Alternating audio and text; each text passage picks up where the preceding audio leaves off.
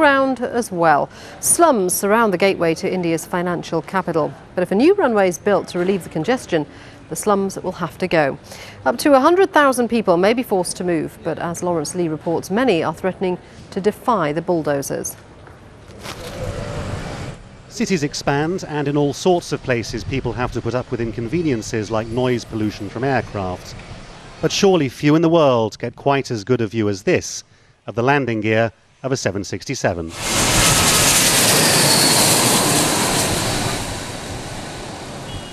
Mumbai's airport is surrounded by slums. They're the first thing you see when you land.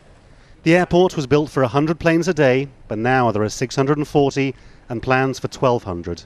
Something has to give. It's another illustration of the clash between the city's rich and poor. There was nobody from the airport available to be interviewed, but their argument is very straightforward. At the moment, there's only one runway serving both the domestic and the international terminals here, and of course Mumbai is growing at an absolutely alarming rate. Their argument, put simply, is that the airport can't move anywhere, but the slum dwellers can. But go into parts of the slum and it all feels rather village-like.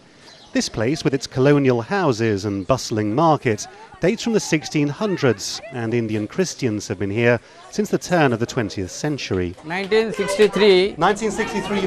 When Bosley moved here, he was surrounded by fields. His life hasn't encroached on the airport. Rather, the airport and Mumbai moved in on him. Why, he says, should he be moved now? Where they are going to shift us, there is no school, nothing. And they are shifting where these children will. And he is the future of the India. This boy is the future of the India. How they saying future of the India? Or cheating us? Tens of thousands will be kicked out and rehoused miles away if the airport has its way, and they feel frightened and affronted.